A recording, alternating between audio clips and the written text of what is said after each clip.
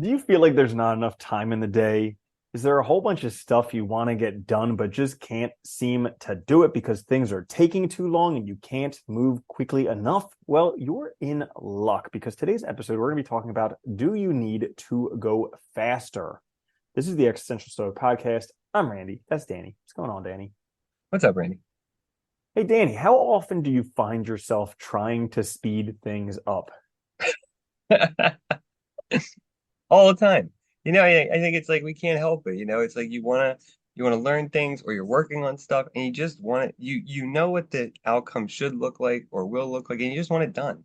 And I don't know about you, but like for me, like stuff always just takes it always seems to take longer too. There's always gonna be things you run into, changes, problems that you couldn't predict are gonna happen, stuff, and it just takes longer than you expect. And it's like sometimes it feels like too, like it's never gonna end. But it will, at some point. Yeah, I notice this a lot, particularly when I'm waiting in line. Because like there are some things where there are lines and you have to wait. And even though I see there's like 10 people in line in front of me and I have to wait the whole entire time, I'm like, I feel like this great impetus that I need to go faster. And I'm like about to rage quit and just leave and be like, forget it, I'm not going to do this. I mean, really, I just have to wait. Yeah, sometimes you have to wait, right? It is frustrating though, because it's like it just feels like it takes forever sometimes to do things. It's crazy. And we have to Hmm. wait a lot, unfortunately. Yeah. Yeah. So today we'll be talking about, do you need to go faster? Dude. I read something very, very interesting. Okay. Yeah. So before electricity was harnessed, before Edison invented the light bulb, the average person slept 11 hours a day. That means they were only awake 13 hours a day. It's How much almost could you do in 50%. 13 hours? Yeah. Yeah.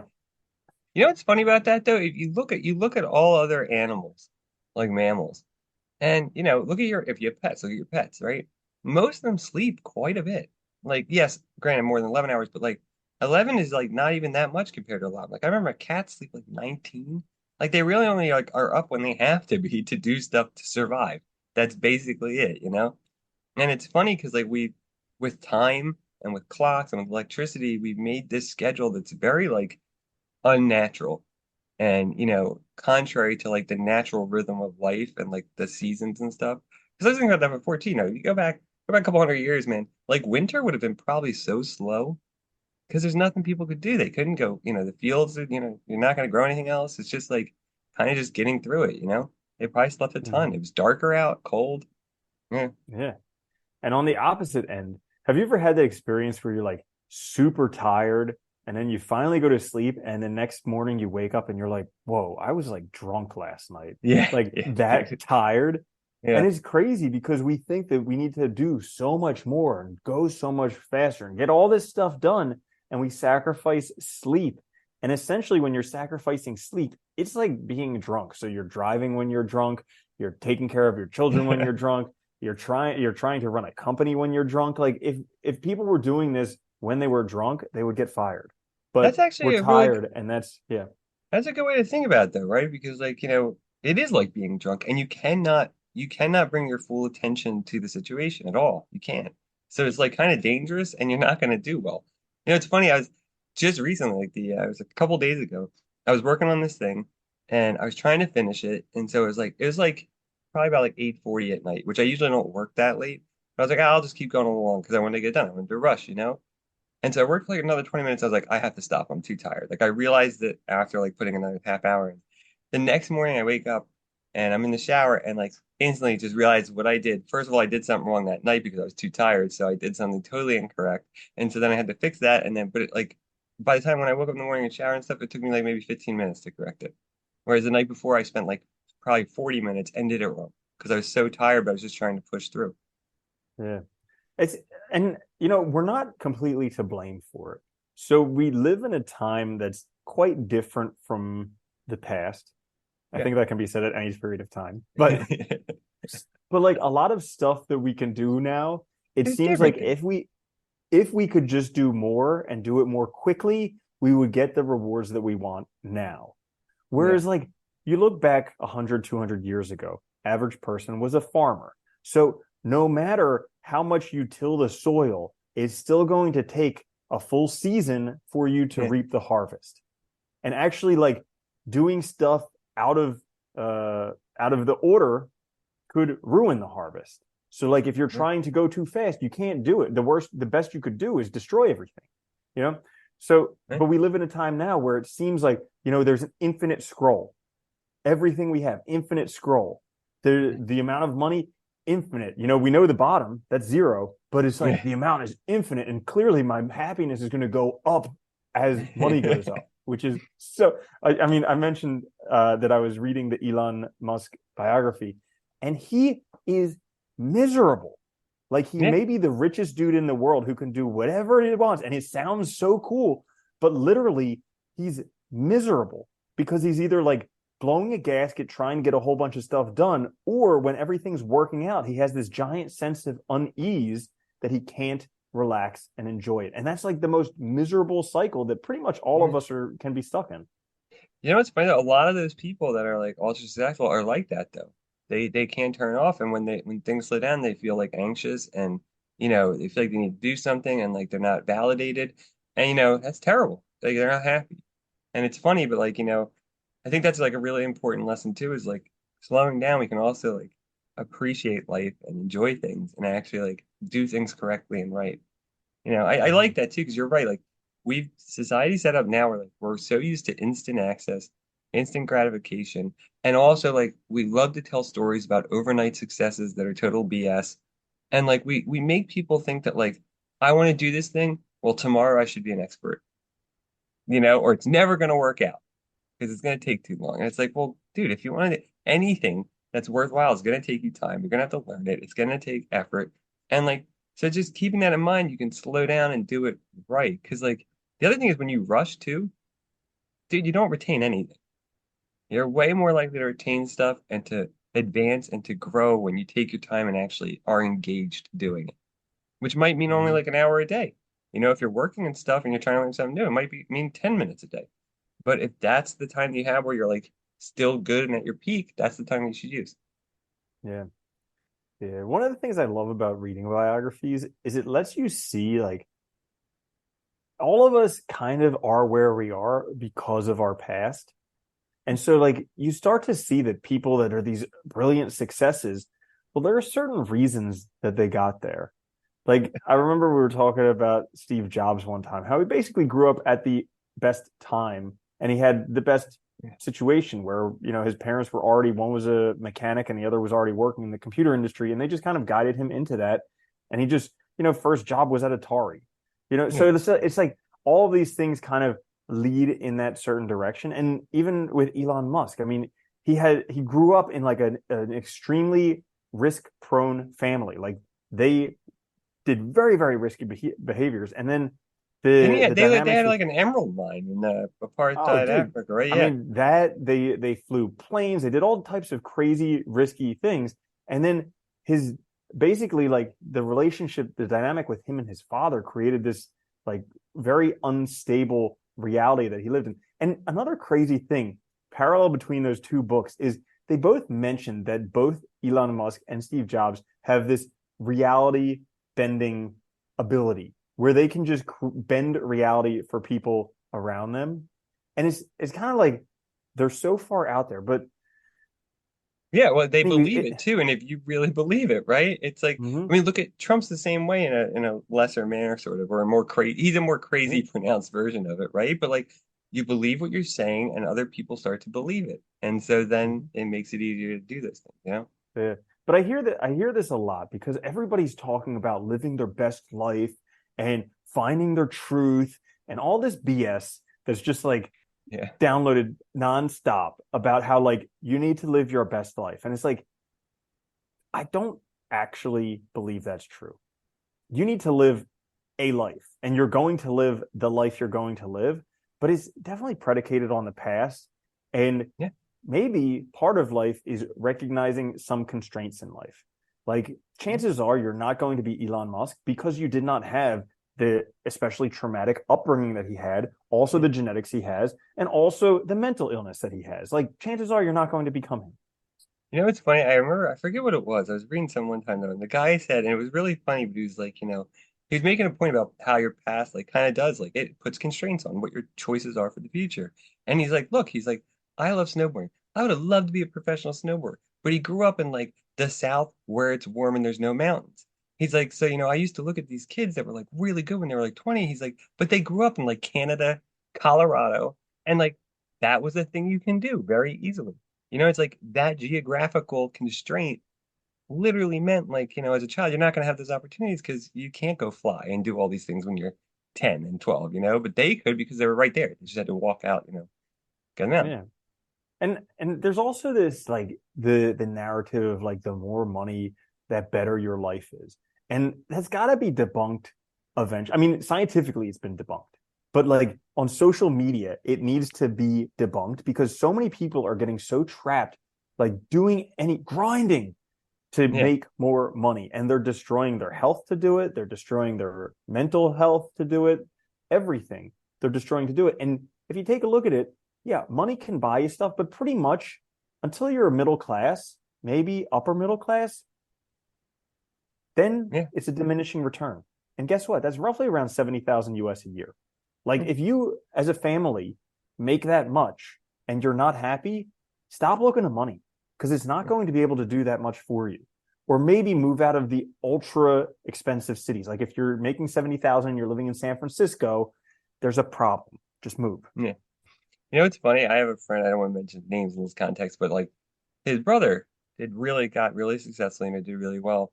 And like I remember for a little while, like he was struggling, he was still broke, and it's like, how are you broke? Like, he was making like hundreds of thousands a year, just put in context. But like what happened was he did what a lot of people do. Like as his income would increase, everything he purchased would increase, relative to that. So like if he was making 50 grand a year and he was buying jeans that were $100, when he started making 200 grand a year, all of his jeans were now 350. You know what I mean? So it's like he really had no more money because all of his costs would just go up. And it's like when you stop and look at that, you realize like start to realize what you're doing and like you're just trying to buy happiness rather than actually focusing on trying to actually like live your life and live a happy life. And I think we get Mm-hmm. trapped in this because it's easy to. Dude, money isn't easy metrics to use because one, it's something that's, removed from, we all value everything kind of in a relatively similar way within society. So it's easy to be like, okay, I have more of this and that, whatever. But that doesn't make it the sole thing that you need in life, and I think that's our fundamental problem. Mm-hmm. Yeah. I mean, you talk often about having a well-rounded life. And there are many different qualities to life that people could look at, like having a social life, your physical health, intellectual, emotional, spiritual, all Enriching these different hobbies, things. yeah, Yeah. things like that. Yeah. But like they're put down because they're not making money. I mean, we talk about this a lot about how people don't do hobbies because, well, they're not making money from them. I And read a it's report that just, said like yeah. when adults in America, like I think by the time they're 30, most of them have no hobbies because they think that if they can't leverage it to earn income, it's not worthwhile to do. And that's so sad because that means like things you just get pure enjoyment from, you're not doing because you think they're worthless. That's insane. Mhm. Yeah. Yeah.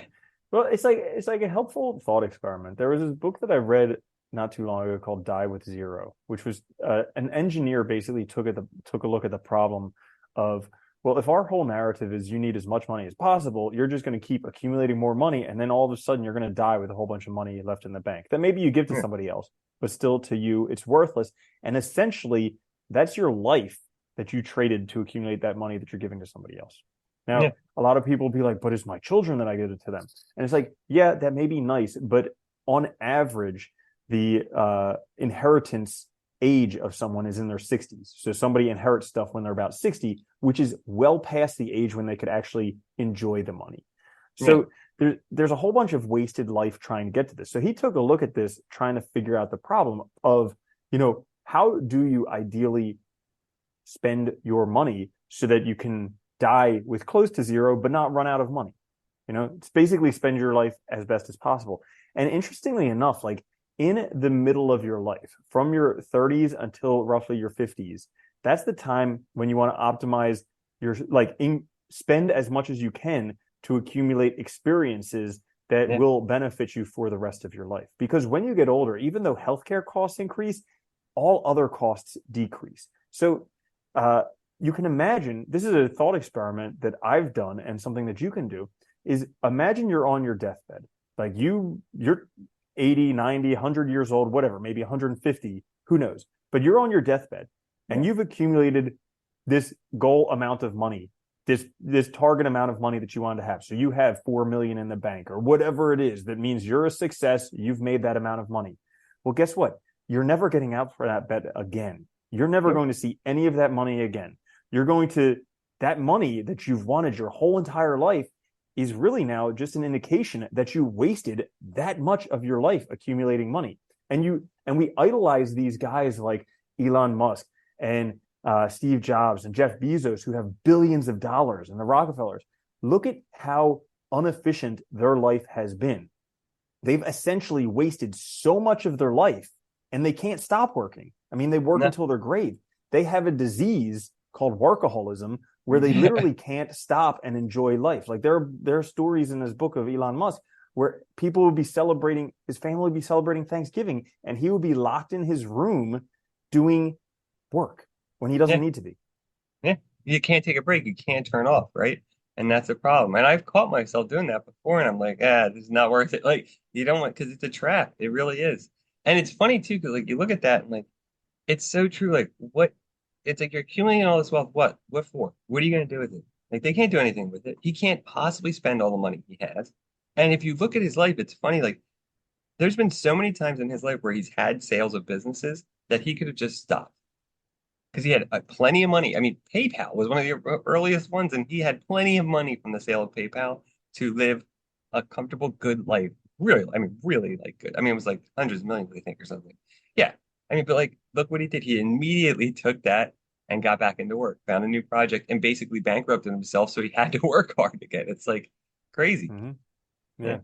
And that's, I mean, that's, you can see that when listening to the biography, because that's like the risk taking nature of his family Yeah. is kind of like brought into him where he just, because like most, I think they were talking about this in the book even, how like most CEOs are not that risk prone. They know how to mitigate risk and avoid risk, but they don't take on that many risks because yeah, you may succeed time and time again, but eventually there's going to be things that just bankrupt you. And when they And crash so and burn, far, it's gonna be rough. Yeah. yeah, Yeah, yeah, it's crazy. And like I think this is like but I think this is, everything we've talked about is why we also feel like so rushed all the time, right? Because we feel like look, we have to monetize, we have to make more, we have to be constantly increasing, we have to be blah blah blah blah blah. And like everything feels like it takes too long. Because you have a million examples all around you of people doing better than you and whatever, and have more of this and more of that, whether they're true or not. And like so everything feels like can I really wait a year to be there or whatever or five or whatever? And like it's funny because the other day I was thinking about like I things have been going a lot better in my life, but like when I look at it, like I know like where I want to be is probably like 5, 10 years off. And that's okay because I know I gotta get there still. And like there's a part of me that, like, yes, would love it right now, but it's like I know that's also impossible. It's not gonna happen. mm-hmm. And like that thinking can also be like really detrimental to you doing things that you want to do because when you think that way, you might think, well, then it's not worth it. That's too far into the future, right? And so you give up on things that are important to you. But that's a really good mentality to have, to recognize that things are going to take a certain amount of time. Because here's the thing. So like a lot of people put off doing stuff because they're like, I want to do this, but it's another 8 years of school, and I don't want to do that. I'm 40 now, I'll be 48 then. And then, well, here's the thing. You're gonna be 48 anyways. Whether you like So it or like, yeah. not. So you can either be 48 and have accomplished that thing that you want to do, or you can be 48 and always looking back being like, man, if only I had done that when I was younger. And guess what? Like a person's productive life generally is from when they're 20 till they're 70. So if you accomplish that by the time you're 48, that's still only half of your productive life. So Yeah. you still have another whole half, and life can be long. Yeah, remember like there was like companies in the federal government like you had to work for 20 years to retire. And like you do that like 4 times now. Like it's crazy. Yeah. Yeah. But that's just it. Like we think of it as being like, oh, I gotta do this forever. And it's like, no, you have plenty of time to do other things. You just have to take that action and do it. Like, Dude, I mean, it can almost get to a scary degree because that book, Die with Zero, he was talking about actually figuring out from these actuarial companies what your estimated life expectancy is. And it can be shockingly long. Yeah. Especially nowadays, if you have healthy habits, if you work out, if you don't smoke, if you drink minimally, your life can potentially be pretty darn long. And so it kind of reframes everything to like, yeah, we have a bad habit of wanting things to go faster. I would say that's Yeah. pretty much what it is. It's a bad habit of wanting things to go faster than they're actually going. But like, can we slow it down for our mental health, for our physical health, to actually just For our quality let of it life. take the, yeah, Yeah. for quality of life, let it take the time it's going to take? Yeah, you can't make things. I mean, we've talked about so many times. Anything worthwhile takes time and takes effort. And you Hmm. just have to realize that, like, nothing's going to be instant, you know? And it's funny, we look back, you go back, like, in the past, I always because, like, when the expected life expectancy was, like, 28 to, like, 40, yeah, people didn't have a lot of health problems later on in life. They didn't have to plan for much later on because they just weren't going to make it. I mean, you were dying when you were still pretty well put together and everything. But now it's very different, and like we have so much more time to do things. I mean, how many people? I know so many people that have retired and then they end up getting a job, like a job like doing something stupid or like part time just because they need something to do. And that's because they don't know how to do things on their own, or they don't have anything they actually like to do on their own to occupy their own time. They need somebody else to tell them because they've been so used to working. Hmm. Yeah, I think part of the issue, at least in America, is like everything is 24/7 in America, Yeah. Oh God. everywhere. Yeah. Like if you think back when we were younger, there were places that were closed on like Sunday. But Sunday, nothing was open. Yeah. Yeah. I was just recently in a small town in the Netherlands, and there everything was closed on Sunday. There's nothing open. And it kind of like it it's inconvenient, horribly inconvenient, but it also Especially slows when you you don't know down. about it. Yeah, yeah. But it also like slows you down because all of a sudden you can't go any faster than life goes. You all of a Yeah. sudden have 24 hours where you can't do anything. And Well, so it kind of slows you down. that was the big thing with technology, right? It was like not only stuff started to open 24/7 and people were accessible, 24/7 because they have their cell phone, they have their computer, they have email, they have, whatever.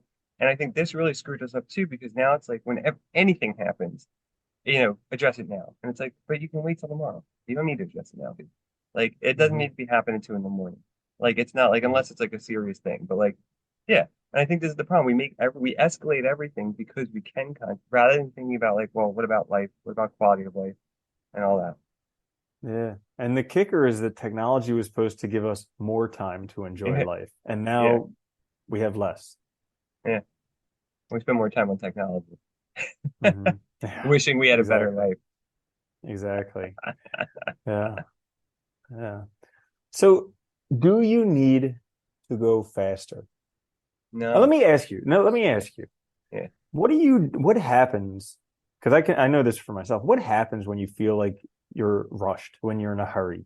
Like you're stuck in All right. traffic and you need to be Yeah. somewhere, or you have to wait in a line or something like Just that. have a lot to do that you want done, whatever it is. Yeah. I Hmm. mean, same thing I'm sure that happens to you. I start to get stressed. I feel my anger. I feel my that flight or fight response probably rising. You get agitated. You start thinking about all the crap you have to do and how this time's wasted, because you could be doing those things.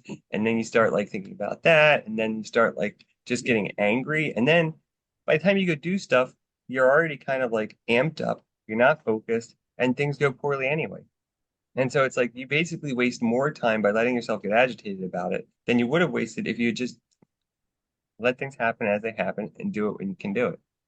Yeah. I like how you said you feel like you're wasting time. Yeah, Because this is a really interesting concept. Like we think of time as if it's something similar to like marbles or sugar. money or sugar or something that's quantifiable. But show me your stack of time. It's Yeah, all any of us ever has is right now. I mean, in our minds, we have this whole future and we have all 24 hours in a day to spend. But the truth is, it's not. no, We only ever have this moment. And so this concept of like wasting time, because I get caught in the same thing all the time where I'm like, especially if like I do something and it didn't turn out the way that I wanted, I Yeah. feel like, oh, I wasted all that time. And I get so down on myself. And it's like, hang on. I'm still right here in the Yeah. only time that Yeah. exists. And Yeah. no matter what, I keep reminding myself too, no matter what I do, I learn something. I gain something from the experience. So there's always value in it. You just have to find it. Even when it feels like a waste. And I think, like that's the other thing. Like I've been trying to I try to catch myself when I get in that thinking because it just it just makes the rest of the day worse. It ruins productivity. It does so many things. And like if you just do things when you can, like everybody loves to talk about flow now with work, all that BS. But the reality is that's just working in the moment and being focused. That's all it is. And not have your mind 1,000 different places. So like I think like if people want to slow down, like I always think like focus on one thing. Do that while you're doing it and don't do anything else. And take breaks, do things for yourself, and be realistic about how long things take. That's all. You know, there's Hmm. no point to stress because like when we feel like we love to feel so important that we're the most important thing in the world. I have to do this. I have to do that. I have to do this. But really, when you're in that mindset, you're not present during any of it. You're always checking off the box for the next thing to get to the next thing. So like you're rushing your kid to drop them off somewhere. You're not spending time with them that you have in the car to like maybe interact and talk and enjoy their company. Or you're trying to rush through some project to get it done. And you're doing things poorly. It's probably going to take you longer instead of just doing it in the time that it takes. Hmm. Yeah. And so, Well, they say what like fast is slow, right? Like, do you ever stupid example, but like, do you ever try to like you're trying to rush to get out somewhere and you try to put your socks on fast and it doesn't work? You, like fall over and stuff. mhm. Like, because sit down and put your socks on one at a time slowly and they'll get put on right and quicker than trying to rush through. Yeah. Yeah. Bingo. Slow is smooth and smooth is fast. Yeah. It's crazy, but it requires some training. So Yeah. this was something that was made clear to me in the book, the something about hurry, the ruthless elimination Oh, of hurry. yeah.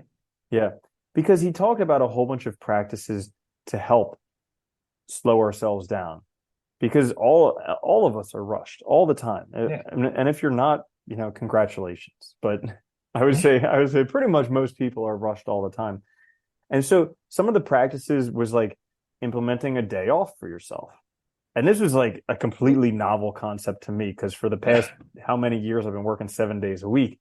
And so like it was really difficult initially, like taking a day off where I couldn't do work. And I was just like, oh, this is hard. And but also like actually gamifying waiting. So like one thing Yeah. that he talked about was if you see if you're driving in traffic, get into the slow lane and enjoy it. If Yeah. you are at the grocery store, get in the longest line.